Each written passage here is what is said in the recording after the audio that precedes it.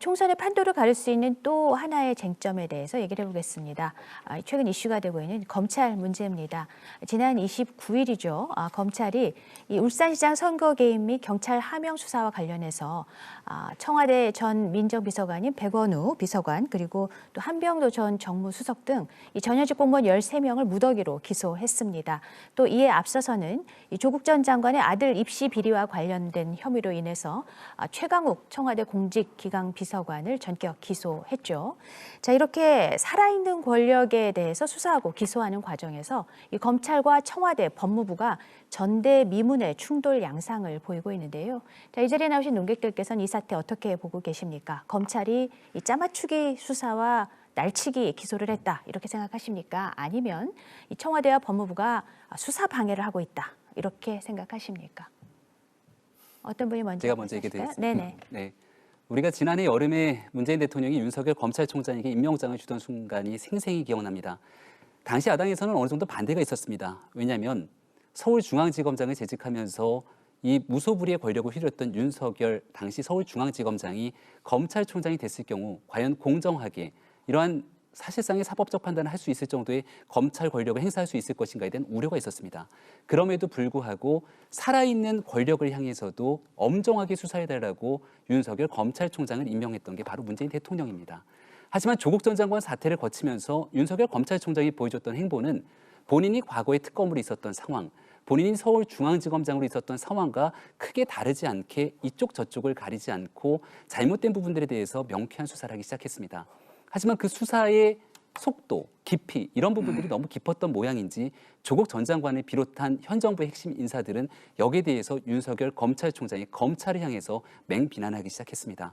그리고 여기에 대해서 윤석열 검찰총장이 하고 있었던 수사는 조국 전 장관이 민정수석으로 재직하고 있을 때일 뿐만이 아니라 그리고 나서 이미 지난 지방선거에서부터 문제가 불거졌던 울산시장 선거 개입에 대한 하명 수사 등에 대한 논란까지 이슈가 커지게 됐죠.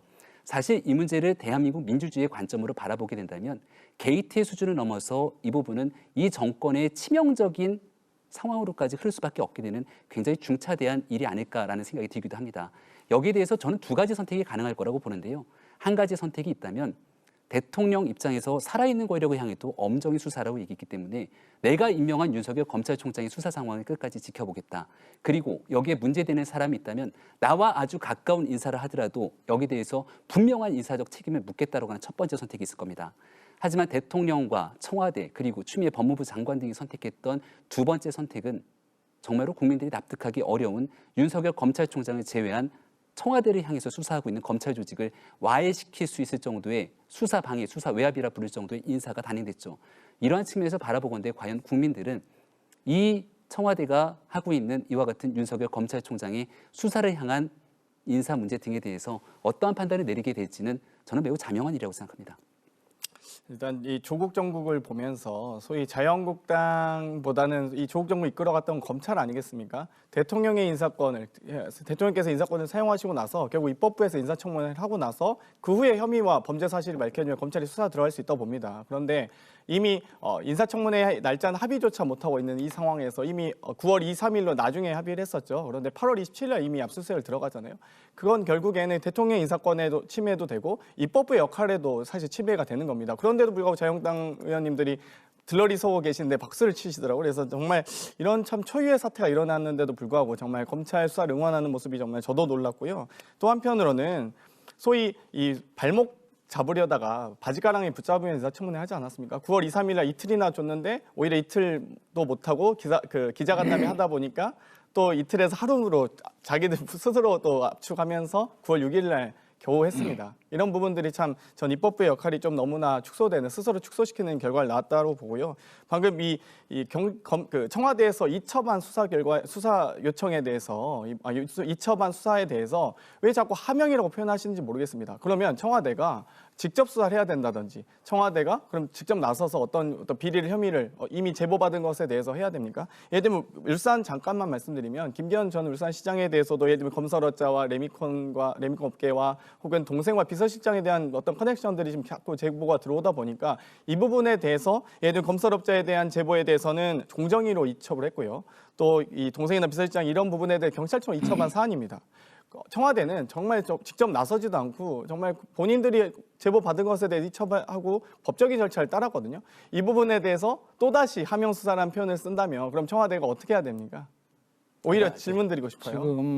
지금 이제 중요한 것은 항상 그렇잖아요. 아까 우리 신종 코로나 바이러스 감염 문제도 아무리 말로 떠들고 해도 결국 감염자가 생기고 사망자가 생기고 국민들이 피해를 입는다면 그것은 잘못된 것 아니겠습니까? 무슨 말로 표현을 하고 대응을 해도 돈을 얼마나 썼고 우리가 모여가지고 무슨 대책회의를 했고 해도 소용이 없는 거예요. 국민들이 피해를 입는다면. 마찬가지로 지금 말씀하시는 게 무슨 소리인지는 잘 모르겠는데 그러면 조국 장관이 죄가 없다는 겁니까?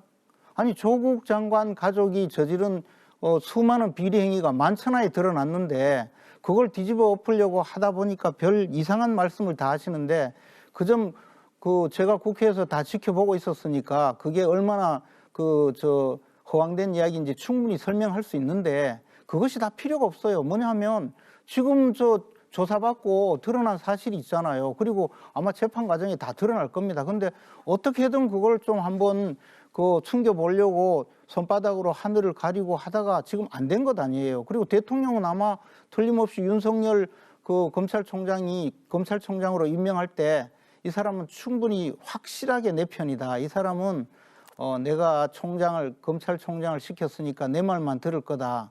그러니까 내가 말로는 살아있는 권력도 수사해라. 그렇게 하더라도 야당만 물어뜯을 거다. 그런 아주 강한 신뢰가 있어서 아마 임명을 하신 것 같은데 그러나 검사라는 것은 죄가 있으면 처벌하는 겁니다. 범죄를 보면 수사를 하게 되어 있는 것이 형사소송법의 규정이거든요. 만약에 범죄 혐의를 보고도 수사를 하지 않으면 그 사람은 정권이 바뀌면 또 처벌을 받아야 돼요. 그런데 지금 말씀하시는 것이 무슨 인사청문회를 어쩌고 대통령이 인사권을 어쩌고 그러면 죄가 있는 사람을 수사를 하지 말아라는 말입니까? 그러면 죄인은 인사청문회에 넘어가면 그러면 무슨 죄 있는 게 다 없어집니까? 그건 아니지 않습니까? 그리고 과거에 윤석열 검사가 특검으로서 이른바 국정농단이라고 박근혜 정권 수사할 때 얼마나 많은 거 다 수사했습니까? 마찬가지로 법 앞에 다 평등한 겁니다. 만약에 죄가 없으면 무죄를 받는 건데 지금 드러난 사실이 너무나 어마어마해서 국민들이 이렇게 놀란 것 아니겠습니까? 그리고 아까 무슨 하명 수사다 어쩌고 이야기 많이 하시는데 아니 하명 수사라고 표현한 것은 상급 기관에서 이거 수사하라고 주니까 인사권에 목을 맨 경찰들이 달려들어서 수사를 하다가 결국은 죄가 없는 것으로 드러났잖아요.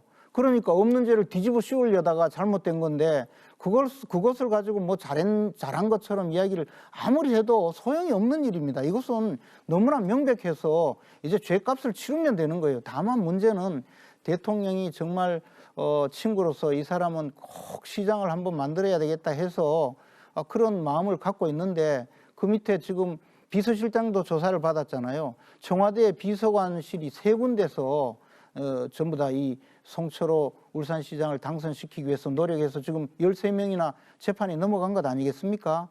그러면 그 사실이 있는지 없는지가 앞으로 드러날 거예요. 그리고 청와대에 있는 3개 비서관실을 동원할 수 있는 사람은 비서실장밖에 없는 것이죠. 그리고 비서실장을 이렇게 움직이게 한 분은 누구인가? 그건 우리가 알고 있는 그분이죠. 다만 그분이 드러날지 안 드러날지 그건 알 수가 없죠. 이제 검찰이 얼마나 수사를 할지. 그러나 그게 두려워서 그러는지 몰라도 검사들을 쫓아내고 이리저리 저 지방으로 자천시키고 무슨 우리 지금 이 조선시대입니까? 귀향을 보내고 그러니까 지금 벌어진 문제예요. 그것을 덮기 위해서 무슨 인사권이고 뭐고 그런 이야기 하는 것은 지금 이게 우리 조선시대도 아니고 민주주의 국가에서는 있어서는 안 되는 일이에요. 네. 이 문제에 관해서는 국민들의 판단이 가짜가 서 있는 것 같아요. 그래서 제가 이 문제에 관해서 깊은 토론은 안 하겠습니다. 저는 제 나름대로 조국 장관 임명 이후 검찰의 일련의 수사에 대한 제 나름의 판단은 갖고 있습니다. 선별적 수사, 선별적 정의, 또 결국은 인턴 총장이라고 하죠. 인턴 사건 수사하고만 인턴 총장이다. 또 제왕적 총장이다. 정치 총장이다. 여러 가지 프레임을 갖다가 규정한 한 편이 있고 지금 두 분 말씀하신 대로 그 반대의 의견도 있다고 생각을 합니다. 그리고 특히 최근에 13명 기소한 사건에 대해서는 여러 가지 절차적인 문제도 많이 있다라는 생각을 갖고 있습니다. 무리한 기소이다. 어떻게 피의자 소환도 하지 않고 기소를 갖다가 할 수 있느냐. 이런 문제에 대해서 저는 지적을 갖다 충분히 할 수 있다고 생각합니다. 그러나 어쨌든 이 사건이 이렇게 봉합이 된 것 같아요. 검찰 입장에서는 제왕적 총장 입장에서는 일단은 13명을 기소하고 선거 때까지는 추가로 수사를 하지 않겠다 하고 이제 마무리를 한 거 아니겠습니까? 그리고 또 이 일련의 과정에 대해서 법무부는 검찰총장과 지검장 간의 관계에 있어서 일어난 일에 대해서 앞으로 주의 깊게 협의가 되는 그러한 제도적 방안을 강구해 보라고 한 겁니다. 왜 이렇게 했을까요? 아마 가짜의 생각이 있을 겁니다. 법무부와 정부 입장에서는 공수처를 포함해서 검찰 개혁을 마무리하고 또 경찰 개혁을 하고 이런 후속 조치를 하는 데 있어서 사실은 굉장히 디테일들을 하나하나 만들어 가려고 한다면 법무부와 검찰총장이 계속 싸우는 그런 관계가 연출되어 갖고는 중요한 개혁을 완수할 수가 없는 것이죠. 이 문제에 관해서는 추미애 법무부 장관과 윤석열 검찰총장과에는 어떻게 보면 사실상 동의가 있던 것이 아닌가 하는 생각이 듭니다.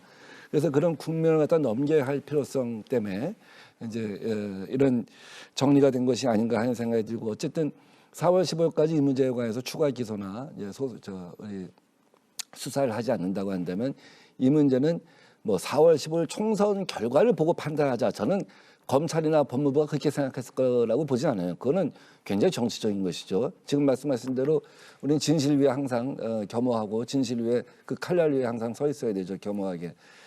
그러나 지금 이것이 선거에 미친 파장 같은 걸 생각하게 되면 역으로 잘못하면 검찰이 주장할 때 청와대가 울산 시장 선거에 개입했다고 한 것처럼 자칫하면 검찰이 총선에 개입했다라는 비판을 살 수가 있고 그것이 어디한테 어떻게 작용할지 모르는 상황에서는 이를 정치적으로 충돌시킨 것이 맞다고 판단한 것 같다고 봐요.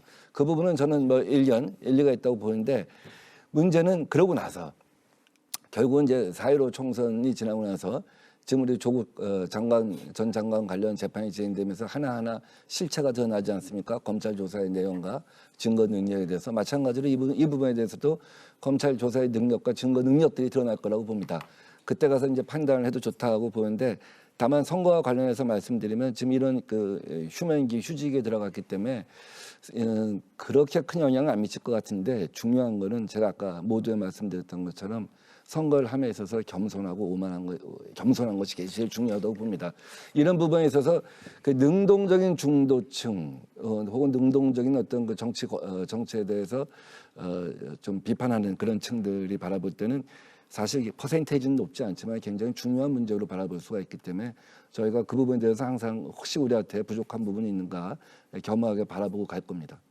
제가 이제 우리 그 민주당 최고의 전략가이신 민병두 의원님께서 방금 이 검찰 수사에 대해서 말씀하시는 걸 보니까 특히 이제 여당이 어떤 시각을 갖고 있는가 충분히 알 수 있었습니다. 뭐냐 하면 이제 이 지금 검찰에서 13명 또 울산시장 그 선거 개입이라든가 또는 기타 그 울산시장 선거와 관련해서 여러 가지 비리 행위를 저지른 이 사람들에 대해서 기소한 데 대해서 수사 절차상 문제가 있다.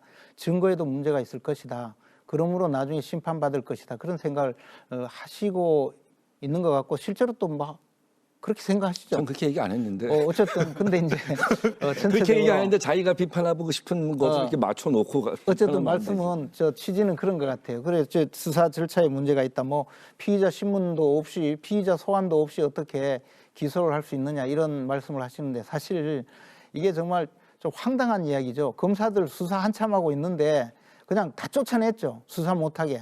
저 지방으로 제주도까지 쫓아내고 어떤 분들은 저 수사를 할 수 없는 고검 차장검사로 전부 이제 수사를 못하게 검사들에게 칼을 다 뺐었어요. 그리고 이제 그 자리로 보낸 분들은 이성윤 검사장 같은 완전 이제 자기 편이다 싶은 그런 분을 보냈는데 그러고 나니까 지금 인사 대상에 있는 검사들이 어떻게 했느냐 하면 내가 있는 동안에라도 이 사건을 빨리 마무리하고 그래도 역사의 어떤 기록에 남기자라는 마음으로 수사를 했을 겁니다. 그리고 수사를 해보고 이제 피의자를 마지막으로 불러서 비록 부인하더라도 불러서 이제 조사를 하거든요. 이 사안에 대해서 어떻게 생각하십니까 하고 변명을 다 기록을 해야 되는데 아마 검사가 느꼈을 겁니다. 이거 변명을 기록할 필요도 없이 너무나 분명해서 너무나 증거가 많으니까 이거 굳이 뭐 이야기 안 들어도 법정에 가서 충분히 변명해도 될 정도로 증거가 확실하다. 그러니까 기소하겠다라고 아마 그렇게 한 것이 아닌가 생각합니다. 생각을 해보면 검사들도 다 월급 받고 처자식 부양해야 되는 가장들이거든요. 근데 인사상 저렇게 불이익을 받고 쫓겨가면서도 수사를 한 이유가 뭐겠습니까?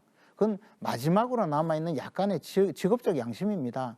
검사가 갖고 있는 그래도 정의 편에 선다는 그리고 범죄자를 처벌해야 된다는 검사 나름의 최소한의 직업적 양심 때문에 수사를 하고 만약에 자기가 떠나고 나면 아마 권력에서 개입해서 이 사건을 송두리째 뭉개고 말 것이라는 그런 그 어떤 위기의식 때문에 그러지 않았을까요? 저는 그렇게 생각합니다. 그리고 그것을 막기 위해서 파견된 이성윤 서울지검장은 기소하지 못하게 막았지 않습니까? 그러니까 또 검찰총장은 이것을 그냥 두면 우리 모두 감옥 간다 이런 표현을 써가면서 기소했다고 하지 않습니까? 그러니 이것이 이제 과연 법원에서 어떤 평가를 내리느냐의 그 전 단계에서 뭐가 그리 두려워서 수사 중인 검사를 쫓아내 가지고 네. 아까 그 수사를 얘기는 못하게 많이 하느냐 하셨거든요. 네, 그런 참, 네. 생각을 해보면 이 결론은 뻔히 나오게 네. 돼 있는 거죠. 두 분.